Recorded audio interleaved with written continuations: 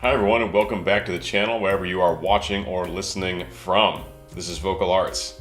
Today I had the pleasure of speaking with Elliott Michael Robinson, one of the lowest bass singers on the planet, no question. I mean, I had morning voice when I was speaking to him. I think I had down to about an A1 in chest voice this morning. When he relaxes his speaking voice, it was even lower than that. I mean, it was absolutely crazy. Elliott's a brilliant guy. He's extremely talented as a singer. He's extremely smart. He's also got his law degree in addition to being a world-class bass vocalist. We talked about his whole upbringing, his background and training, all the a cappella groups he's been a part of, his experience being on Pitch Perfect 2, the rise of a cappella music in general, and then what he's up to nowadays and kind of how he's structuring his musical journey going forward now that he is a family man. It was really wonderful talking to him. You guys will see how well we really gelled. We also talked about, the collaboration on Mad World that he did with the Bass Gang, which is now up over 400,000 views just on YouTube. So that's an amazing success for all of us, and it was so cool to have him, a true bass legend, on that track as well. In the end, we got into some Patreon questions and some pretty heavy emotional stuff as well. So we get deep, we get in there. We had a great conversation. He's such a gem of a guy. He's actually coming to Phoenix next month, so we're going to try and get together, maybe go to the gym and get a workout in, as that is a big part of our lives as well. I hope you guys enjoy. I know you'll enjoy this conversation with Elliott Michael Robinson. None other than greens, yeah. And I even feed my dog with some of that. I wonder as I wander out under the sky.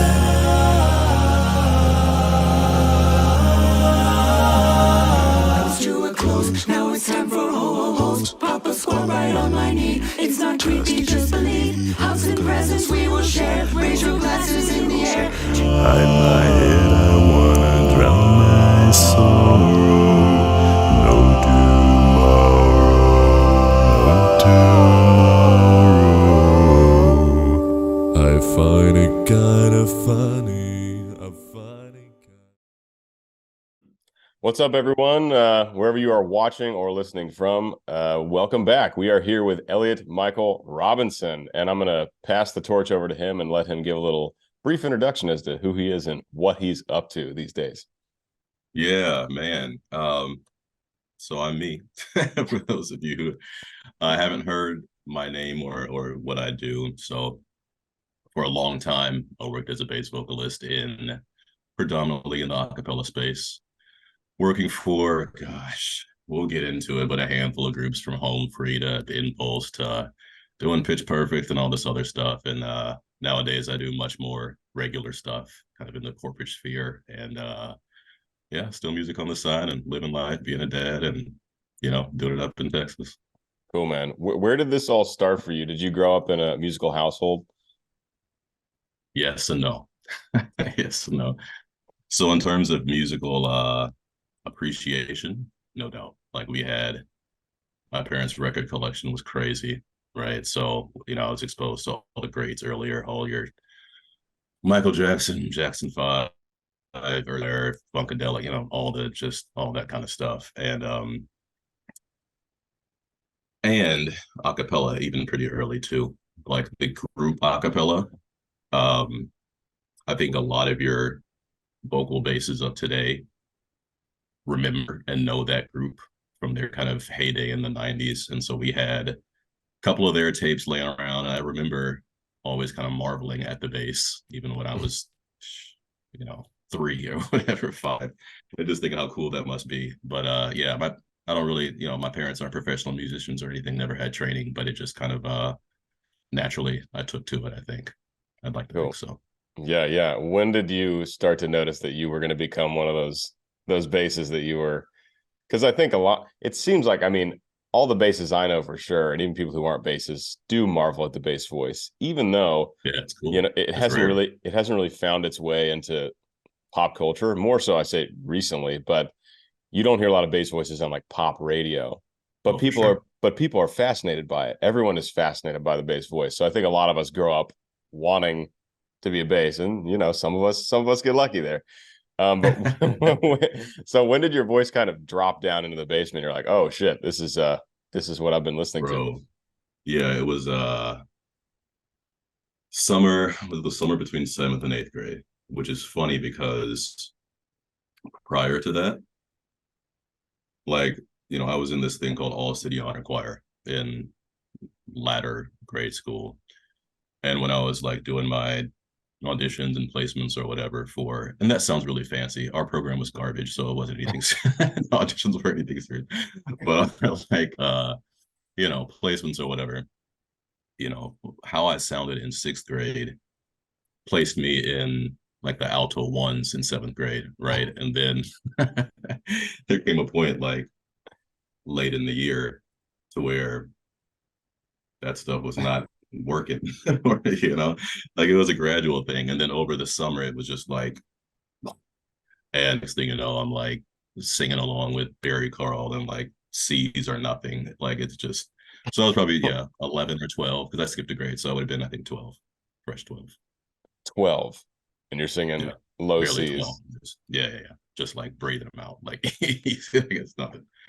Kind of weird. And I was like, any muscle fiber I have right now at all was not there. So I was like, 5'1" probably, and beanpole skinny, just busting these C's out and B's, and pretty I'm sure it's still shocking to a lot of people when you open your mouth to talk to them, but I bet it was 10 times more shocking when you were a little string bean of a human. Oh yeah.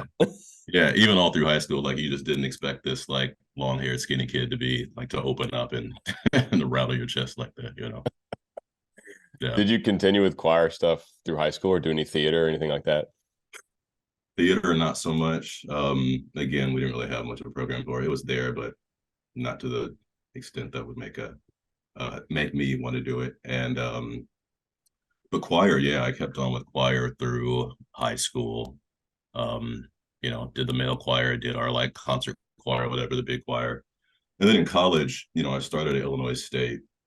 And there, I was a music minor at first before I switched majors in schools. But I was a music minor and did the vocal jazz group, which is really maybe where most of my like vocal harmony love comes from contextually, like your Take Six and that kind of vein.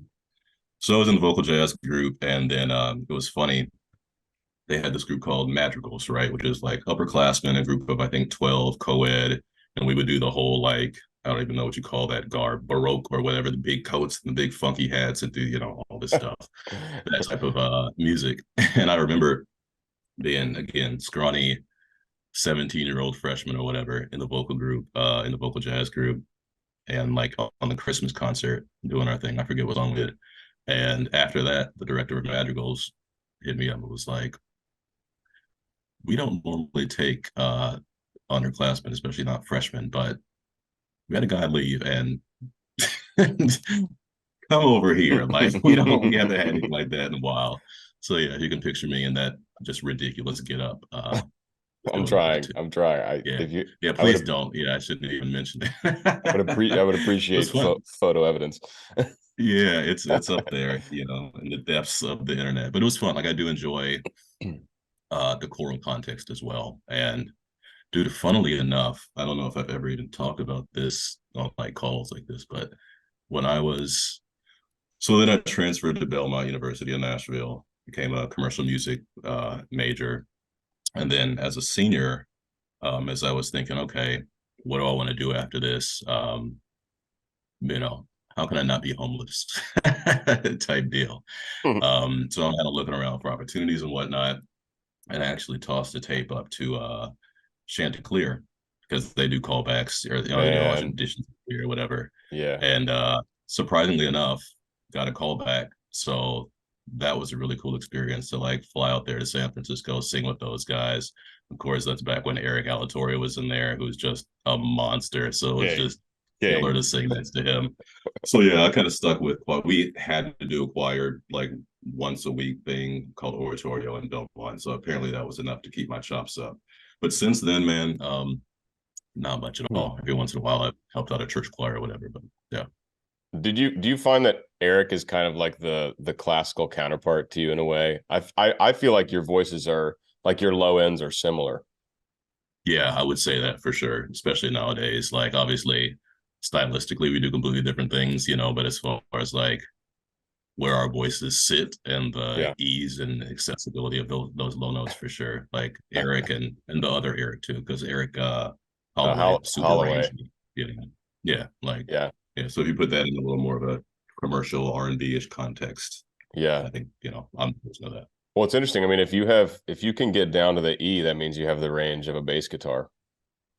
You can get all the Yeah, way down to the bottom of a yeah, bass for guitar, which sure. is so you're covered for theoretically probably anything that's going to be in a jazz ensemble, right? Oh, dude, yeah, yeah. I've never seen anything written that is like, oh, I don't know if I could. You know what I mean? Like, I don't have to worry about it. And I actually messed around on the bass guitar a little bit, and I bought a 5 string, and maybe hearing those frequencies more frequently opened up anything below E in my mind. So every once in a while, I have those.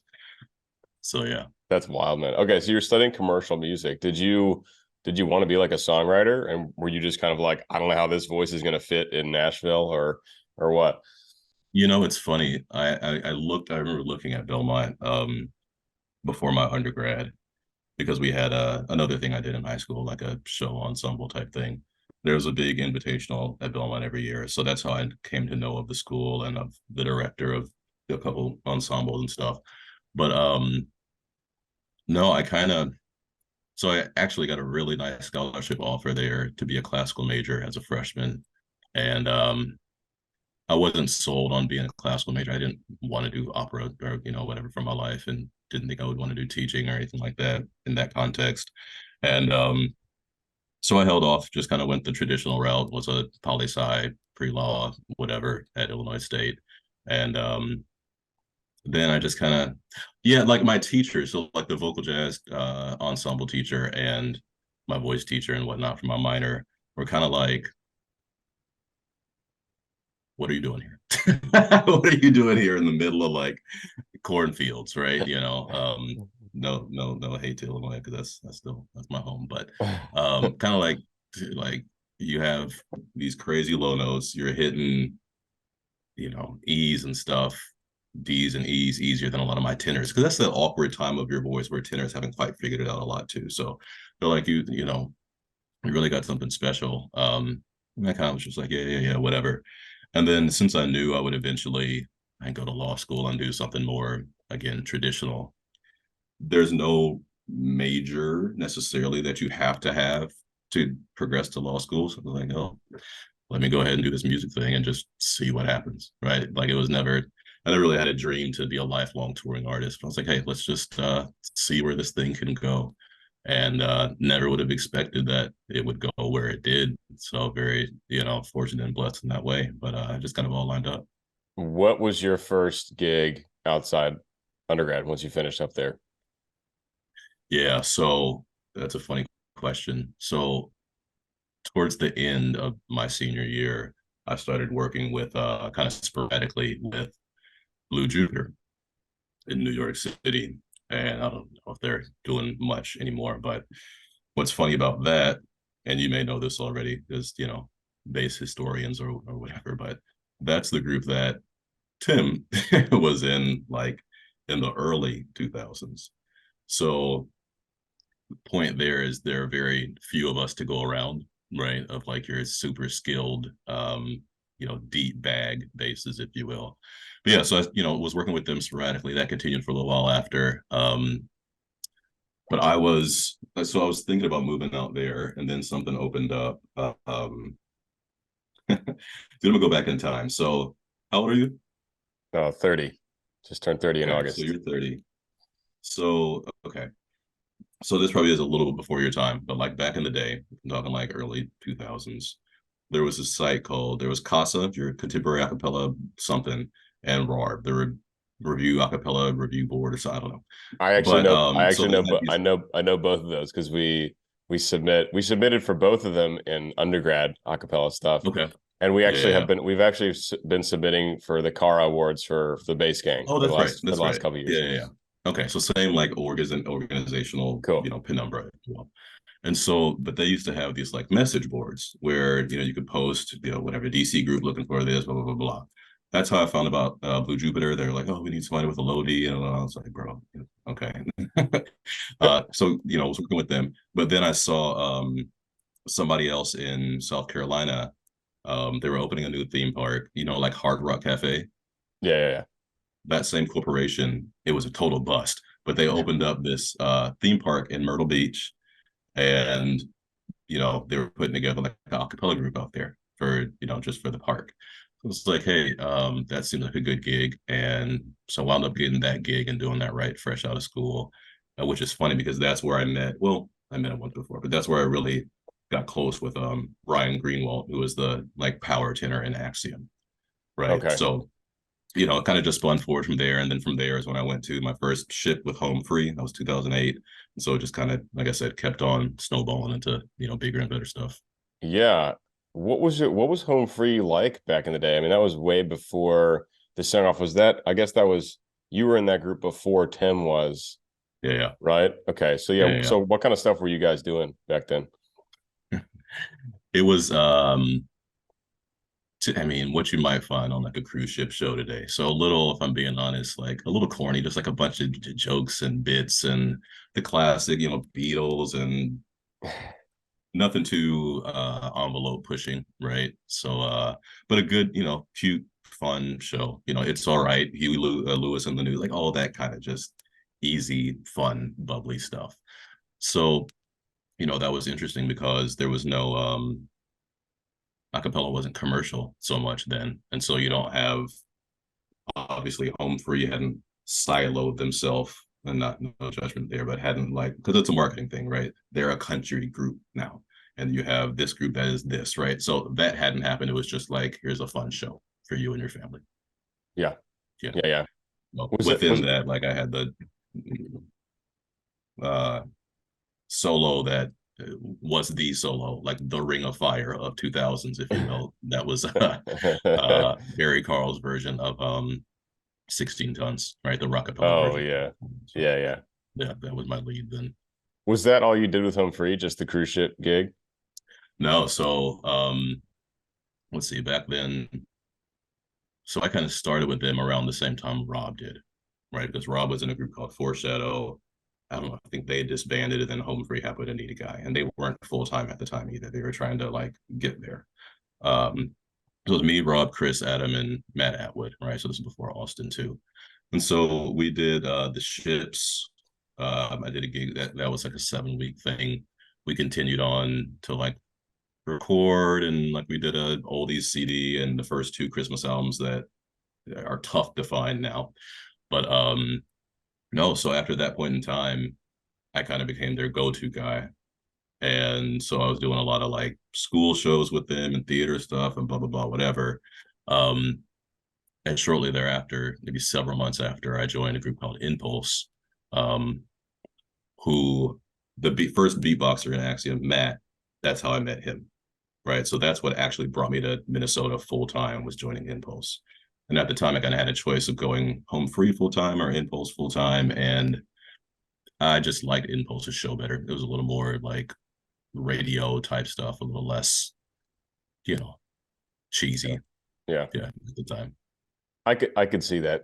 Especially, yeah, at that point of acapella, like the cruise ship stuff, just like throw some fun at the audience. Yeah, We're it's not, very we're like not, circus, just like yeah, like we're not trying to be happy. Yeah, we're not trying to be heroes out here. Just yeah, exactly. Yeah, yeah. All right, cool. So that you said that was 2008 when you first 2008, and I joined Impulse in 2009. Early. Yeah. okay. Okay, and how long were you with them, and then where did you head afterwards? Yeah, so I was with Impulse and still subbing with Home Free a little bit. That was a year and some change. Then I kind of just got tired of touring in general. It's one of those things where touring is just like pros and cons like anything else. Like, Hmm. love the show, love the dude. Those guys are still like my brothers to this day. And but where I just was like, I could be more doing something else and having a little bit more routine. So stepped away from that, went to law school at that point in time. I was fortunate to get a full ride because I was kind of like studying for the LSAT on the road and took it just to see what happened. Got a pretty good score, submitted my stuff around, and was trying to get out of Minnesota because I'm not a big fan of the cold. And of course, my best offers were in middle schools for like, hey, full ride. All right, well, I guess I'm doing this and staying here in the Twin Cities. But it's funny, on the music side. So kept subbing with Home Free. They didn't have a full-time main guy even still at that point in time. They were kind of rotating me. If I couldn't do it, either Tim or a guy named Troy Horn, who was also beastly. He was on Broadway, just great versatile bass. And again, to the point of like incestuous a cappella community, Troy was in the House Jacks, which is a group that I later joined. So it's just musical chair as a bass. So after going into my third year of law school, I just got done with exams. Me and my girl at the time were about to head out on a little trip. And I got a call, and might have been Troy, might have been the House Jacks, like Deke Sharon's at that time group, like the revolutionary first kind of like contemporary rock, like all that a cappella. They're like, Troy's having his third kid. He wants to, play for real. And we know you're in law school. We'll try to couple guys that aren't really, hidden in the way that we need to. And like to see if you want to give it a go. So, yes. Because at that point in time, I'm 25 and like, the chance to travel the world, right? So traveling on a bigger scale than with Impulse, with this group that I had admired for years to that point. It's not the kind of thing that comes around all the time. So did that, and yeah, that's kind of how a lot of other avenues opened up from there. Amazing. And so, I mean, did you kind of put your lawyer study on hold for the time being to go do that? Oh yeah, good question. I'm a little crazy, so I found a way to do both my third year. Toured the world with the House Jacks, and then like fortunately a lot of my heavier stuff was in my first couple of years. So I had like clinic, a couple of classes, and an independent study writing thing, and so it was I can't say manageable, but it was a lot. And then took the bar in Illinois 2013, passed it, set it on the shelf while I kept touring, and came back to it later. Okay, cool. Well, good on you. So I've done everything at one point in time. Yeah, no kidding. What are some of like your favorite experiences from touring and from just that whole experience? Man, this could be a whole other call of its own, right? Like, but it's cool. I mean, let's see. So the cruise thing is fun too, right? Just because it's kind of like a paid vacation, right? Especially with that show, which wasn't all that demanding, and we knew it like the back of our hands. And you're meeting all these crew performers and crew from all over, and then people that come on, and you happen to share some commonality, like the family I met that was from Minnesota, which all that kind of stuff. All that is really cool. Obviously, with the House Jacks being able to travel so broadly, like we probably went to 10, 15 different countries, right? And me being from the middle of nowhere agricultural town, never would have expected to do all that. So being able to go to like Rio and Hong Kong and just be immersed in those cultures for a handful of days, right? And I will tell you, one of my favorite moments was 2012.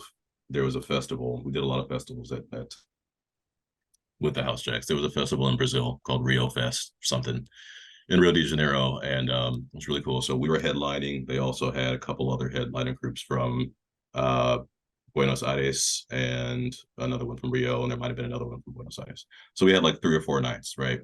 And it was really cool. Of course, we went out and did the nightlife stuff, which was I enjoyed quite a bit.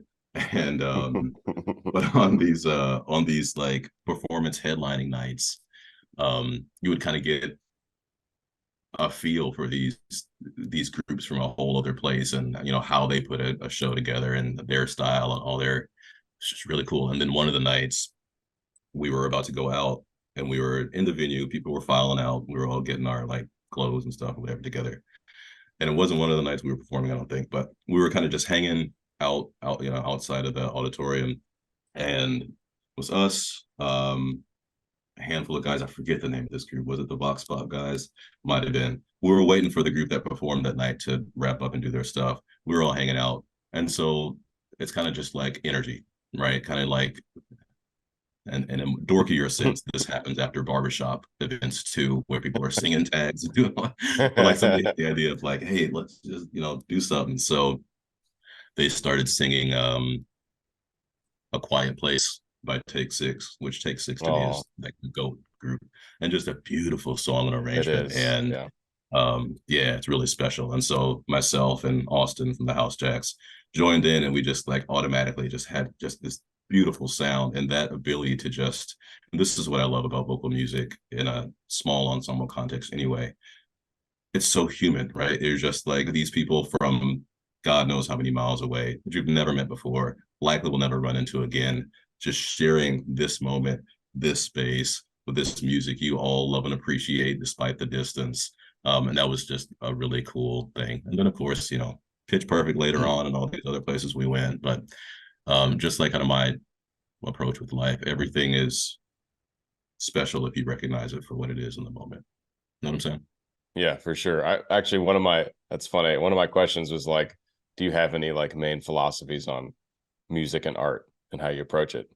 That's kind of a perfect segue. Yeah, that's the biggest one, man. And I think this goes to why I love the context of music that I typically do, the like small group a cappella thing, is because it's so human, right? It's so unique. Because the thing is this, if you take like that, for example, you take this arrangement of A Quiet Place, have these six guys sing it, it's going to sound totally different than how these six guys sing it.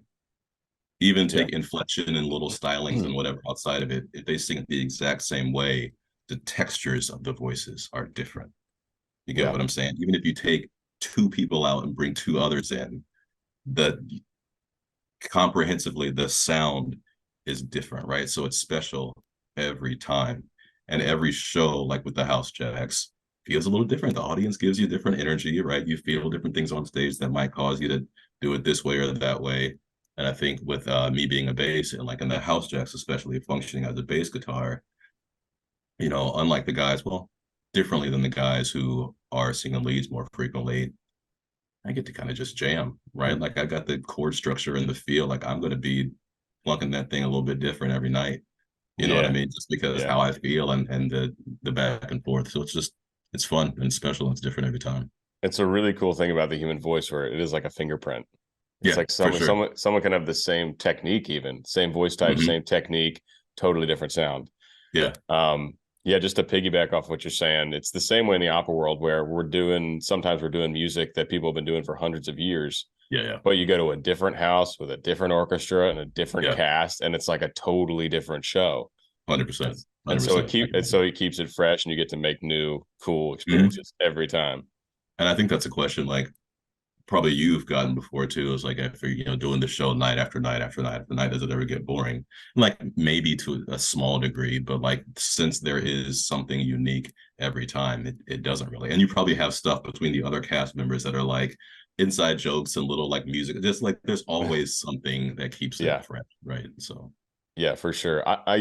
The opera schedule's nice because of the way we sing, just like full body, essentially yelling. I mean, physiologically it's like a yell. We get days to recover in between. So if you're like one on, two off, one and depends on the company, like big companies will go, it could be Tuesday, Friday, Monday, something like that. The smaller companies usually on the weekends to kind of maximize that's good audience potential, right? It's a lot if you're doing it. Yeah, but musical theater on Broadway, for example, pumping out 8 shows a week, that for me that would be really tough. I could see it getting old.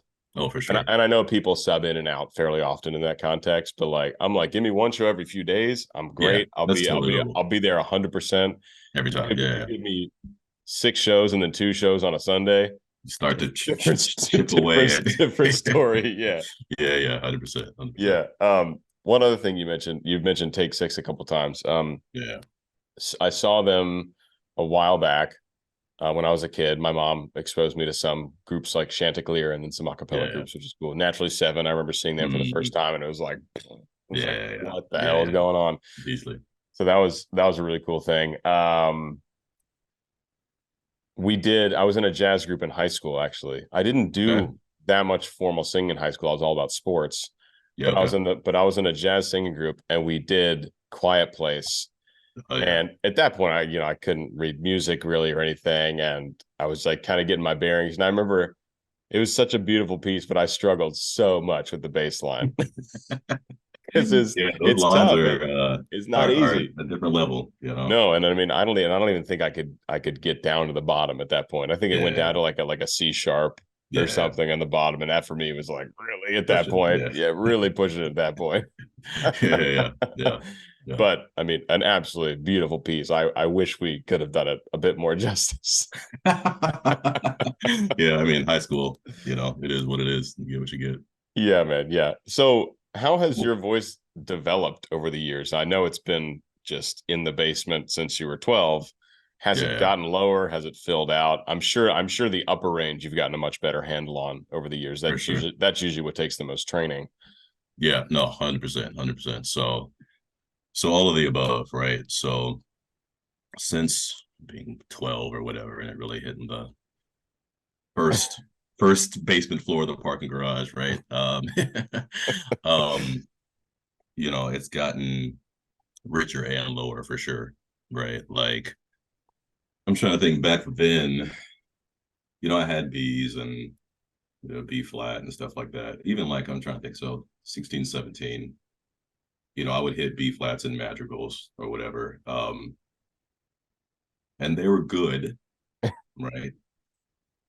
But man, it's not gonna peel paint the way I could do it today. You know what I'm saying? Like Yeah. the fullness, the richness just got to a whole other level as time went on. And you know, I think my lows just got lower and lower and lower and lower and lower, right? The note that like I have every day continued to like drop. And even from like when I left the house jacks in 2015 to now, that was my everyday like showtime note. Because here's the thing, like one thing that's happened interestingly with the bass world is the internet, right? Everybody's a super bass on the internet. Right?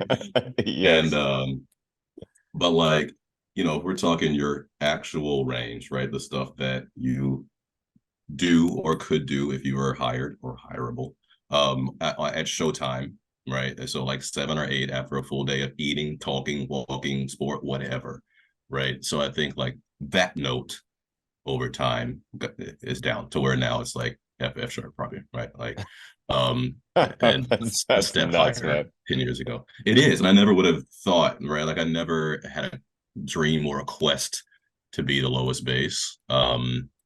I mean, I always was in the context that I was singing in, but like in the community or whatever.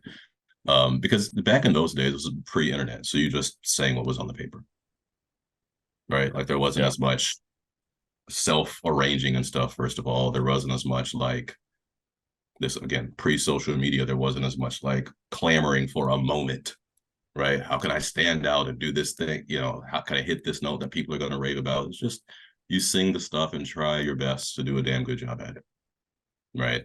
And so as time went on, they opened up, dropped, and then my higher register, to your question, is really what took more investment and more deliberate training. And that's probably the biggest thing that came out of my time at Belmont, because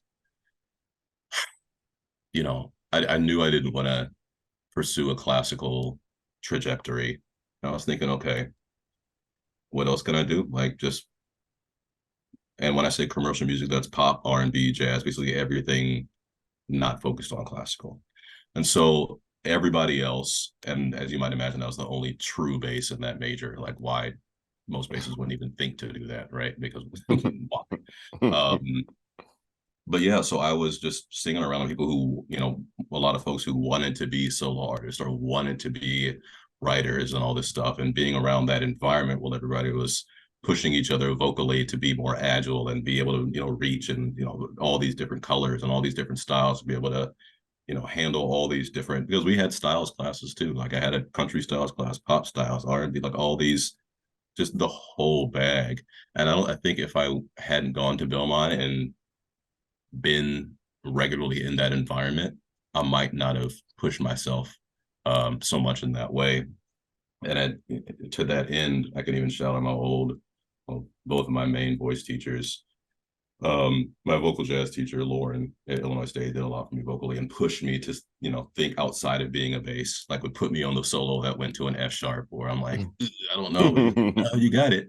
And I totally had it, right? So like that. Another thing I did in the summers, did a lot of pop music, and it was like like a cruise ship show type thing.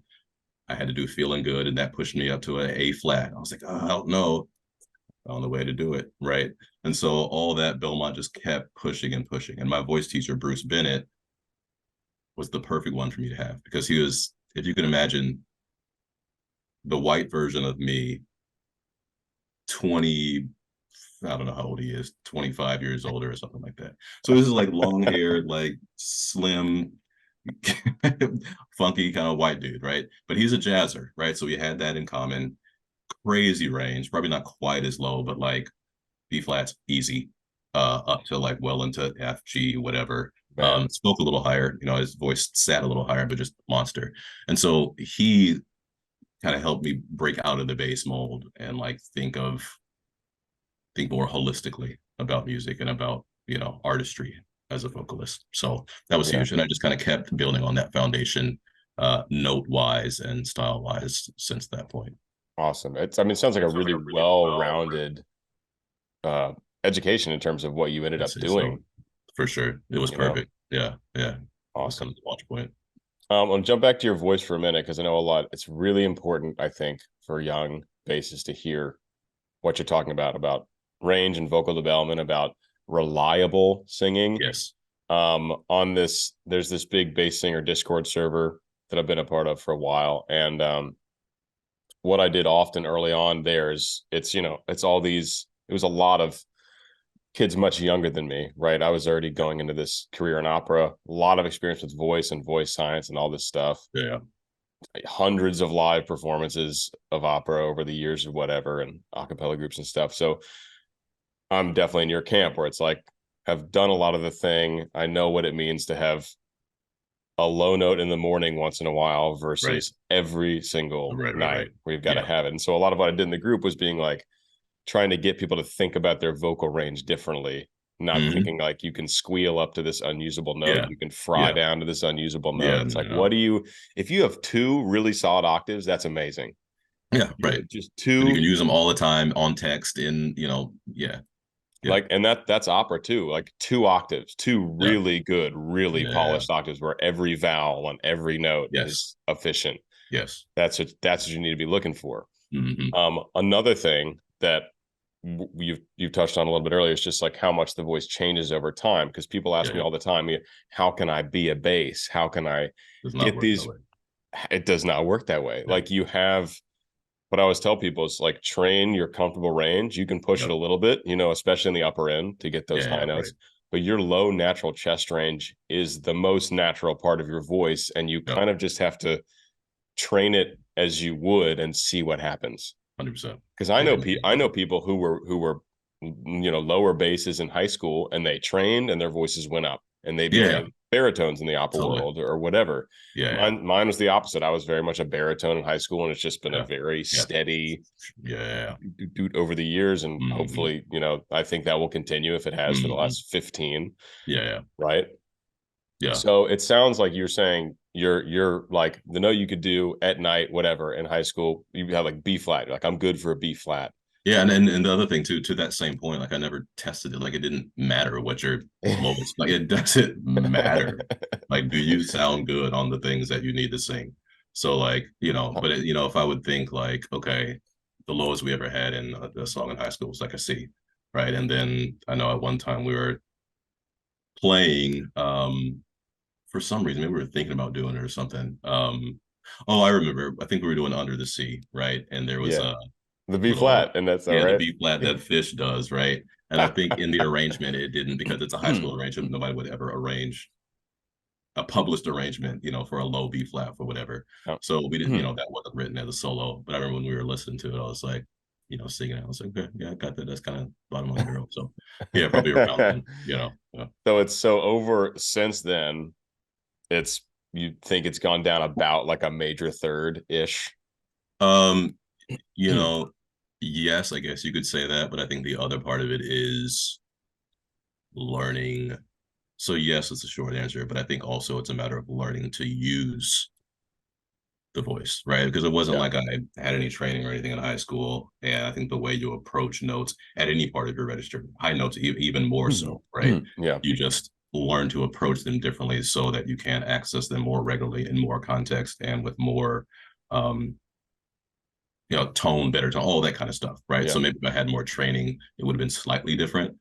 But yeah, a meaningful drop from high school, from being 16 half my life ago. And did you? I've talked to some bassists, and they found that their voices changed more in spurts than very gradually. For me, just quick example, operatic technique, I do find you kind of make little jumps. It's not a linear thing. You'll feel like I'm singing like shit this month, and then you're like, oh, and I really figured this thing out with my second passage, and now that's much cleaner. Yeah. Whereas some people have, at least with low range, they also find, like I've heard from a lot of opera singers too, around 30, like early 30s is like a big development point. And I'm feeling that too right now. Yeah. I feel like over the last year, I have become much more bassy in my bass baritone label to the point where people are like, are you really a bass baritone? And I'm like, I can sing high stuff. So kind of, but Speaking like of the which, lower. Let me put a pin in that for a second. The Gaston, it's really good, man. Thank you, man. Hearing you up there, kind of in your wheelhouse. Yeah. I got to really sing a little bit of opera in that one. Yeah, I could tell cool. That's your thing. Like it sounded excellent. That was one of my favorites from you guys. Thank you, man. I appreciate that. That. So so have you found it's been more gradual or jumps in your kind of progression?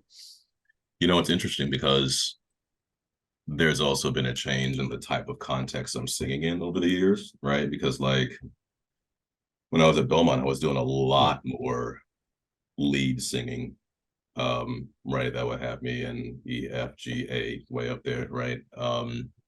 Much more regularly, like belting up there.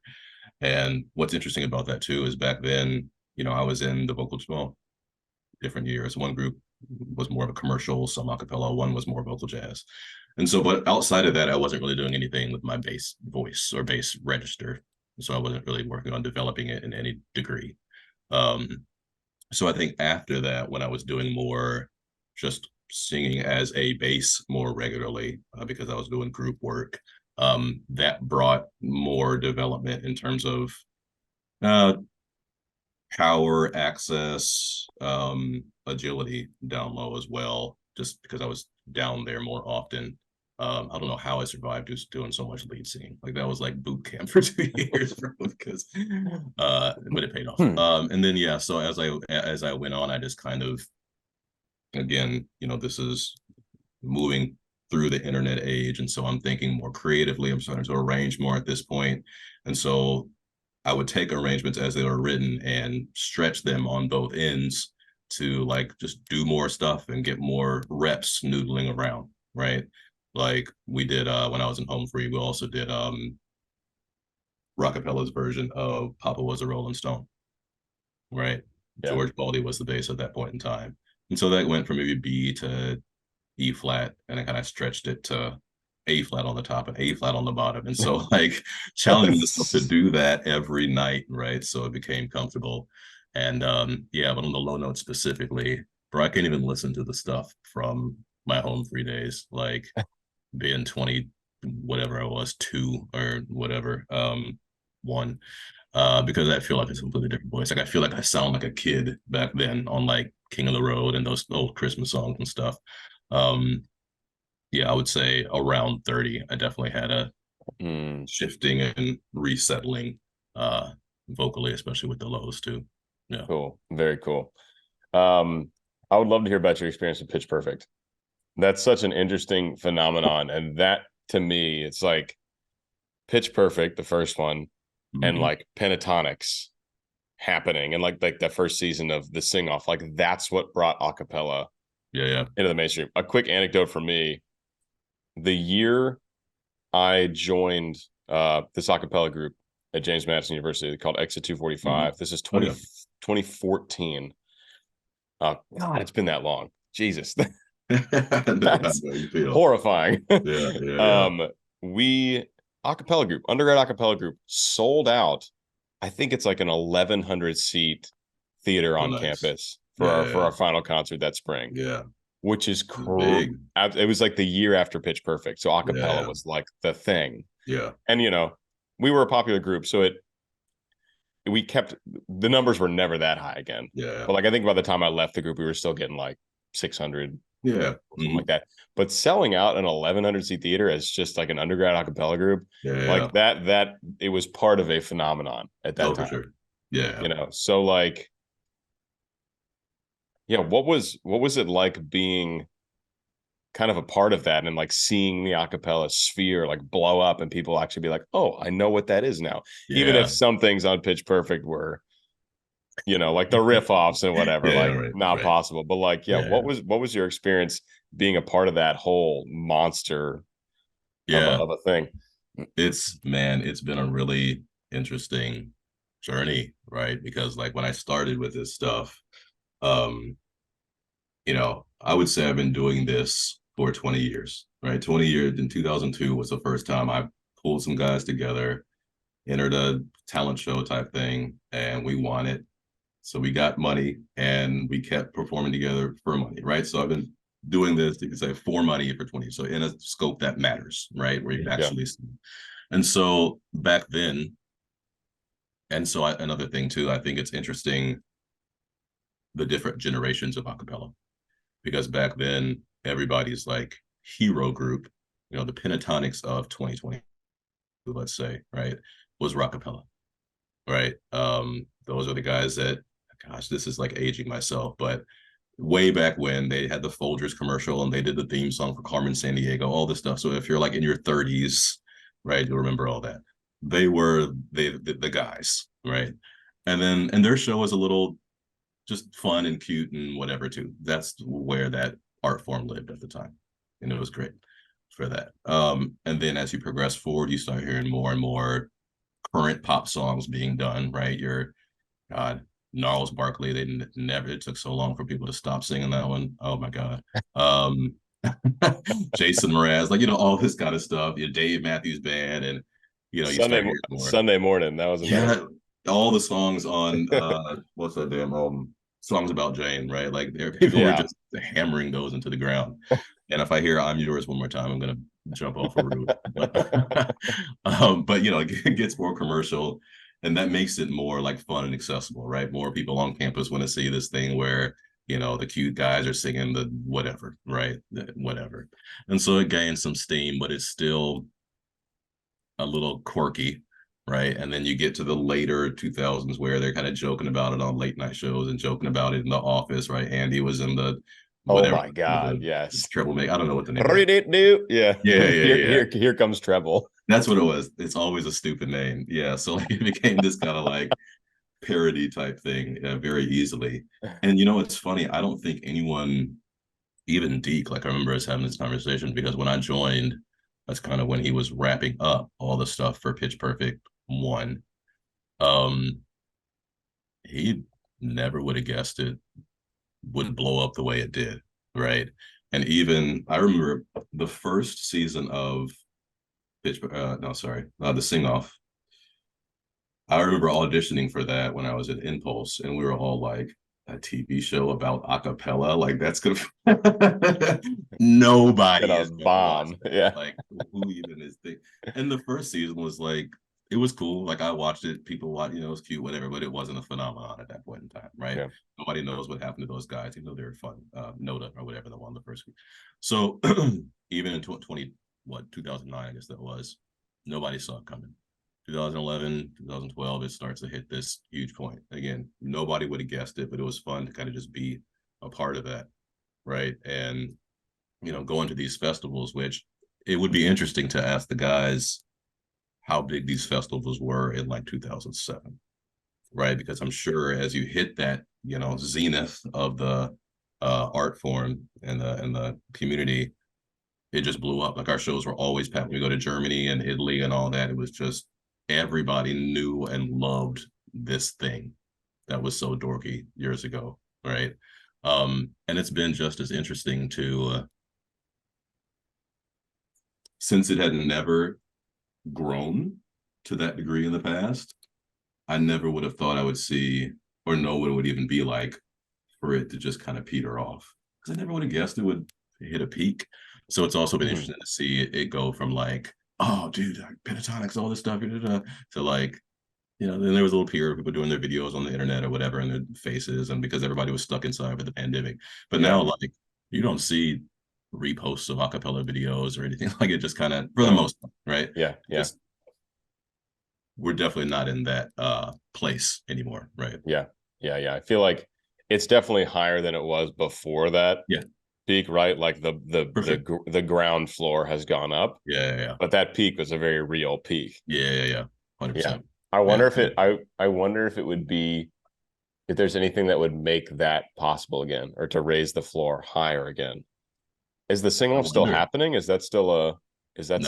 I think there was talks of bringing it back a little bit some years ago, but it just, I don't know, maybe they squeezed all the juice out of the fruit. You know what I'm saying? It would have to be something like that.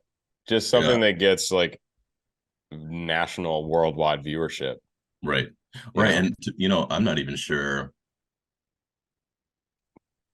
I wonder, like, what do you think? If I can, put on my interviewer hat for a second and put it on please. What do you think was behind that drive to prominence? I'm interested. Well, okay, so the sing-off came before Pitch Perfect. Yeah. Started before Pitch Perfect. So I'm wondering if that influenced the producers of Pitch Perfect. Like, hey, there's this thing. Maybe we can make some kind of musical comedy about it. And then Pitch Perfect was the thing that got so much attention. That blew it open. Yeah. I mean, it was as popular as any other movie. It was a huge hit, and for sure. And it's funny, we see numbers online getting like a few million views here. That's a big deal. If you put out a video and it gets a few million views, wild success. Yeah. The numbers that like blockbuster movies get, astronomical, completely astronomically, whole different ballpark. So if you have something like an a cappella song getting, billions of views, essentially, whole different ball game. That puts it on a very global scale. Yeah, big time. So I mean, the producers must have just, saw the diamond in the rough, and they're like, this could be interesting if we make it the right way. Yeah. In a way that will be funny and cool, in a way that will resonate with people. Yeah. And maybe they're also like, how many a cappella groups are there in undergrads around the country, the world? Every college has tons of them. They're like, we'll get some viewership, right? And if it's done, and maybe if we get enough, it'll spread. And it did. Yeah. They kind of just nailed it. Yeah, no, that's a good point. And I'm thinking back, like, I guess that was around the time because you had, and man, I hated this show. Glee and stuff was popular too. So there was a lot of bubbling up to it, right? Yeah. So no, I'm sure, I bet you're right. And then Pitch Perfect kind of made the sing-off season 3, brought in more viewership, and that allowed Good Times to come out. And then of course they hustled from there to make. So definitely a compounding of factors.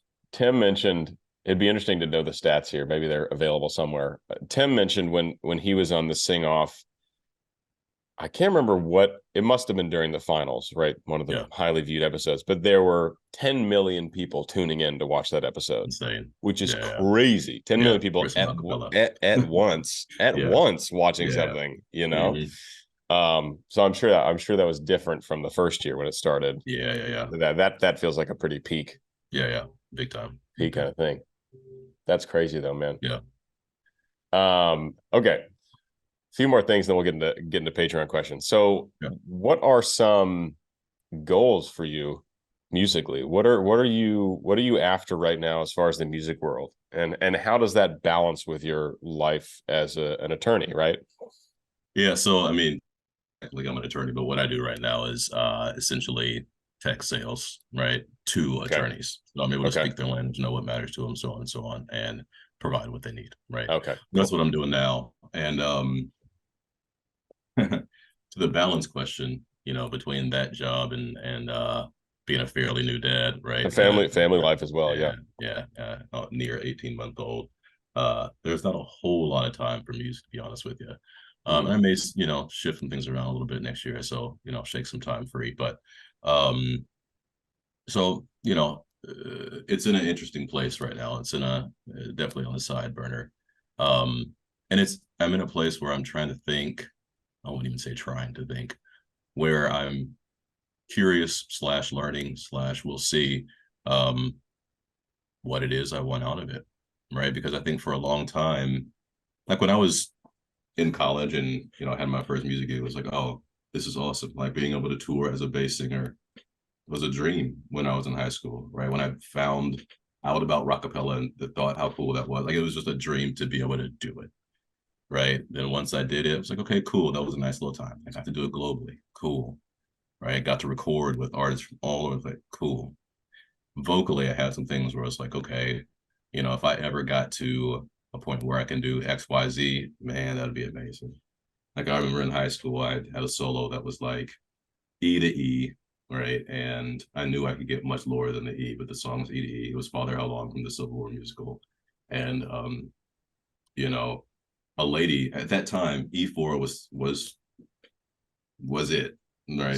Still high to sing well. Bro, For yeah, bass to yeah, sing an E4 well, yeah. not I common really. mean, it would it would make me sweat, man. Make me nervous at that age, at 16 as a senior or whatever. And I remember like I won this competition, but everybody, this was senior year. There were three judges, I think, and they all would kind of give you their critiques and blah blah blah, whatever. And one of the ladies was like, don't think too hard about that E. Like it sounds good, and to be honest, before you know it, you'll have a third above that. And I remember thinking, okay, if this is true, Miss Tartel, in my mind, then that means one day, most likely, I'll have an easy, because I know my voice is going to continue to drop, right? And at that point in time, B's were easy. So I'm like, you're telling Mm. me at some point in time, I'll have an easy G to G? No way. Like I will die a happy man if at any point I, can just go with those. And I reached that, right? And more. So it's like, man, I've traveled, met a great girl, like it's just all this stuff, man. Got to do a movie soundtrack. Between as much as I've done, as much time as I have or don't have, and the steady, frankly, decline of the acapella scene in popularity, right? There's still quality stuff happening, but in popularity. Um, I don't know. I don't know where else there is to go, man. You know what I mean? Kind of done Like it even my all. personality, I don't have a desire to be a star or command all these views or just I don't care. I just want to make great music. And so that's kind of where I'm at. Like all the Yeah. stuff and that's the beauty of doing it on the side, right? I think when you're a musician full time, you kind of gotta take the gigs. You need the money to survive. Right Yeah. now, like I got the money, like I've had the experiences, and I can really focus on the stuff that I love doing. Right. So like Yeah. when you guys came to me with the Mad World, I said, oh, I always love that song. And I love like, either pensive or melancholy, like really songs that make you feel something, Yeah. right? It Yeah. was a great arrangement. So I was like, hell yeah, let's do it. So like being able to just be selective and really enjoy everything I do have a chance to do. Cool. Yeah. So collaborations like that are things you're generally Totally. open for because it's Yeah, like I'll always be down with that. You know what I mean? awesome. Mad Yeah. World doing very well. Yeah, I did some numbers, man. People Yeah, seem to dig it. I we're figured it would. up That's for up sure. over 400,000 now Is it now? Yeah. just on YouTube. Yeah. I'm not surprised, man. Yeah, it really turned out nice. It's a cool piece. It Hmm. was we loved having you on that, man. It was Yeah, it's great. my pleasure, man. Cool, man. Let's get into some Patreon questions. You've got some fans out there All right, I'll take that that. are yeah, really wanted to ask you. I think I got Yeah, a number of questions. We'll see how many we can get through in like 10 minutes. sure. Just gotta find this. They just like totally revamp this app, and it's Bro, you doing a confusing. subtle flex over there with the what's the plat for? That's the 100,000 on YouTube. Okay, nice. Okay. Yeah, yeah. I figure if I For that's is that just 100 just subscribers? subscribers. Yeah, Yeah, okay. yeah. I Yeah. figure if Oh, I've got it, it's kind of mandatory to have it up, oh, for sure. For hanging sure. out. Yeah, you worked for it. Yeah. All right, here we go. All right, this is from Jenny Thompson. Love his voice! Bunch of Thank exclamation you, points. Jenny. Where did he grow up, and who influenced him to be a singer? I don't know if I Mm. asked you that. Not really. I Yeah, guess we can dance around you're it in other questions, but your vocal influences and yeah. your I mean, hometown. so I'm from Decatur, Illinois, which if you look it up, it's, middle of nowhere. They used to call it soybean capital of the world, so that lets you know what kind of place it is. You know, corn and soy, baby, that's it. And Let's go. but it was good. And yeah, growing up, man, everything from my parents' old, Temptations and blah blah to Boys to Men, Take Six, all your like R&B. That's kind of where Michael Jackson, all that, and then Prince. And then as I Right. got older, more a lot of hip hop once I reached about 12, a lot of jazz stuff, even rock. Like I can find inspiration just about anywhere. So it's broad, but R&B is Cool. probably where my love lies. R&B and soybeans. Yeah, that's it, man. Let's Winning go. combination. Jan Case, she's Dan from Australia. Yeah. She says, "Well, this is going to be good. It would be fine with me if you just ask him to read the supermarket receipt." That's amazing. I'm going to the store later. Maybe we can check So, back on that. Yeah. And I eat a so lot, so it'll be a nice long selection. gonna say so Jen, hopefully you've gotten to hear that voice for a solid hour That's now. So hilarious. hopefully you Yeah. feel satisfied. Um I kind of just asked you this, but oh, this is funny. Can we expect any music from him anytime soon? Solo or collab? What sort of project would entice him to work with the bass gang again? And Mm. honestly, just anything. I just want to hear him keep talking. I love it. I love it. Yeah, so I'll always do stuff for fun. A couple of weeks ago, I put out a thing, not even a video, but just like something where I was bored earlier in the spring and just cranked out some, old R&B tunes, put them together in a mashup, and that was super fun. But going forward, I think as I have more time, there will definitely be more. I definitely have ideas in my mind of I won't even speak to what that. I have a project that I may do if and when there's time, right? Some throwback tunes. I'll leave it at that and not get too in detail. So, that's interesting to me. The house jacks, which I mentioned before, we did all original music. And so I still have a handful of original songs that I've written over the years that I may do something with. We'll see. Again, time and whatnot permitting. But yeah, I'm just open whenever I feel, the need to do something, whether it's my own art or something I'm approached with, and we just do it. And to that end, bass gang, if y'all come to me with something and it's a click, then it's a go. You know what I'm saying? All right, man. Good to know. Certainly keep that in mind. This is a very, very heartfelt message from Dawn. Okay, I'm just going to read it to you. let's go. Instead of a question, I'd rather you express my gratitude for him helping Home Free stay in the game, so to speak. Home Free and all the friends and extended members, crews, and a family are a blessing. So everyone involved with Home Free is a blessing. If not for Home Free, lockdown would have been my end. I had already survived health challenges year after year. I'd fallen into a very dark place. I was ready to die. Yeah. Then they were singing hope, healing, and laughter right into my personal bubble of pain. Every single member of Home Free is important. Things were not easy in those first 12 years. They didn't stop. Thank him for me, please, Peter. Thanks for the light, Elliott. Love it. You said that was Dawn? That was Dawn. Yes, thank you, Dawn. I appreciate that. And this goes back to something we were talking about earlier, where music, especially vocal music, is so real and so human, right? I think the fact that it's this thing in here that we all have, right, makes it something that connects and resonates with us, for one, right? And so I think when people are singing, even singing about pain, it resonates because we can feel it. We've been there. We've wanted to say and sing those things, and maybe we couldn't, speaking in terms of a non-musician. And then if they're singing, joy and all these other things, it'll get better, and just putting you in a more healthier and happier mind state. It's a power and a blessing unlike many things, right? It's very unique. And so, yeah, I appreciate that. And I'm happy that, the music has been able to speak to you and bring some positive inertia into your Yeah. state. So it's wonderful. Thanks Yeah. for It's sharing that.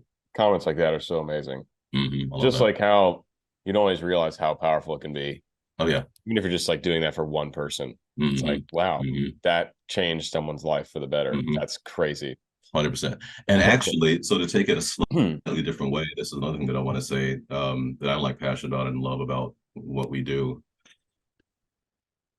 What you and I do, Peter, inspires people, not just, helping them emotionally and other stuff and help people get through their day to day because things get tough, right? But even pushes the next generation of singers, right? One of the most rewarding things to me is like hearing singers that I enjoy be like, hey, dude, like I really love when you did it out, or like, that kind of thing, to know that like you are planting a seed somewhere else that's going to continue to be another big, beautiful, badass tree over there. You know what I'm Yeah. saying? Because Yeah. I'm sure you had those experiences, right? You remember when you were sitting watching Take Six, and I remember when I was hearing them for the first time, and when my 8th grade class went to see Forever Plaid, that barbershop musical, and I was like, oh, that's it.